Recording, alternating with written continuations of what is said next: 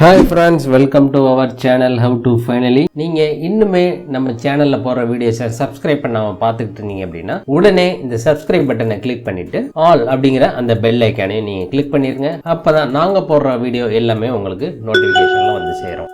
நாம் இன்னைக்கு இந்த வீடியோவில் ரொம்பவே ஒரு இம்பார்ட்டண்ட் அண்ட் யூஸ்ஃபுல்லான இன்ஃபர்மேஷன் பற்றி தான் பார்க்க போகிறோம். அது என்ன அப்படின்னு பார்த்தீங்கன்னா, நீங்கள் தமிழ்நாடு மெர்கன்டைல் பேங்க் டிஎம்பியில் ஒரு அக்கௌண்ட் வச்சுருக்கீங்க அப்படின்னா அந்த அக்கௌண்ட்டிற்கு நீங்கள் நெட் பேங்கிங் ஃபெசிலிட்டி யூஸ் பண்ணிட்டு இருக்கீங்க அப்படின்னா இந்த வீடியோ உங்களுக்கு ரொம்பவே பயனுள்ளதாக அமையும். அதாவது நீங்கள் டிஎம்பியில் ஒரு சேமிப்பு கணக்கோ இல்லை கரண்ட் அக்கௌண்ட்டோ வச்சுருக்கீங்க அப்படிங்கிற பட்சத்தில் அதுக்கு நீங்கள் நெட் பேங்கிங் யூஸ் பண்ணிகிட்டு இருந்துப்பீங்க. சில காரணங்கள்னால அந்த நெட் பேங்கிங் நீங்கள் யூஸ் பண்ணாமல் விட்டுருந்தீங்க அப்படிங்கிற பட்சத்தில் உங்களுடைய நெட் பேங்கிங்கினுடைய யூசர் ஐடி வந்து டிசேபிள் ஆயிரும். ஆட்டோமேட்டிக்காக இந்த குறிப்பிட்ட நாளுக்கு அப்புறம் டிசேபிள் ஆயிரும். அந்த டிசேபிள் ஆன யூசர் ஐடியை நம்ம வங்கிக்கு செல்லாமே வீட்டில் இருந்தபடியே எனேபிள் பண்ணிக்கலாம். மறுபடியும் உங்களுடைய நெட் பேங்கிங்கை நீங்கள் யூஸ் பண்ண ஆரம்பிக்கலாம். அது எப்படி அப்படின்னு நீங்கள் பார்த்தீங்க அப்படின்னா, ஃபஸ்ட்டு நீங்கள் நெட் பேங்கிங் லாகின் போனீங்க அப்படின்னா உங்களுடைய யூசர் ஐடி பாஸ்வேர்டு நீங்கள் பழைய பாஸ்வேர்டு யூசர் ஐடி கொடுப்பீங்க.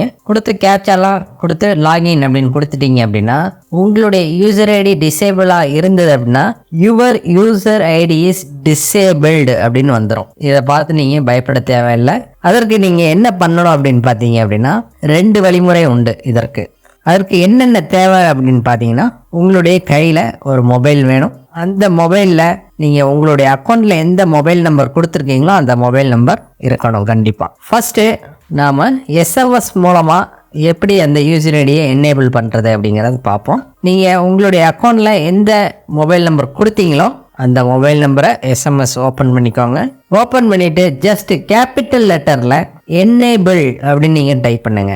என்னேபிள் அப்படின்னு நீங்கள் டைப் பண்ணிவிட்டு ஒரு ஸ்பேஸ் விடுங்க. ஒரு ஸ்பேஸ் விட்டுட்டு உங்களுடைய யூசர் ஐடியை நீங்கள் டைப் பண்ணுங்கள். உங்களுடைய யூசர் ஐடியை நீங்கள் டைப் பண்ணிவிட்டு எந்த நம்பருக்கு இந்த எஸ்எம்எஸ் அனுப்பணும் அப்படின்னு பார்த்தீங்கன்னா 9282112225. திரும்பவும் சொல்கிறேன், 9282112225 இந்த நம்பருக்கு என்னேபிள் ஸ்பேஸ் விட்டுட்டு உங்களுடைய யூசர் ஐடியை கேபிட்டல் லெட்டரில் டைப் பண்ணி அனுப்புனீங்க அப்படின்னா உடனடியாக உங்களுடைய டிசேபிள் ஆன யூசர் ஐடி என்னேபிள் ஆகிடும். இது ஒரு வழிமுறை. இன்னொரு வழிமுறை என்ன அப்படின்னு பார்த்தீங்கன்னா, ஜஸ்ட் நீங்கள் உங்களுடைய பேங்க்கில் எந்த மொபைல் நம்பர் கொடுத்தீங்களோ அந்த மொபைல் நம்பர் வாட்ஸ்அப் ஓப்பன் பண்ணிக்கோங்க.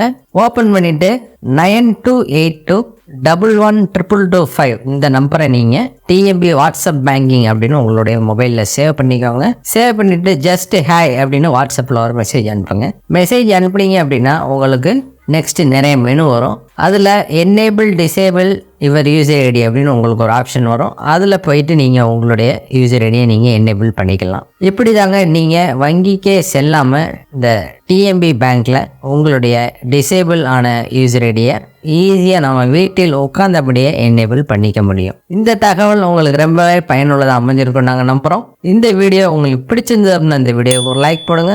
இந்த வீடியோவை உங்கள் ஃப்ரெண்ட்ஸ் அண்ட் ஃபேமிலி மெம்பர்ஸ் மற்றும் நீங்கள் குரூப்ஸ் வச்சுருந்தாலும் அந்த குரூப்ஸுக்கு இந்த வீடியோவை ஷேர் பண்ணுங்கள்.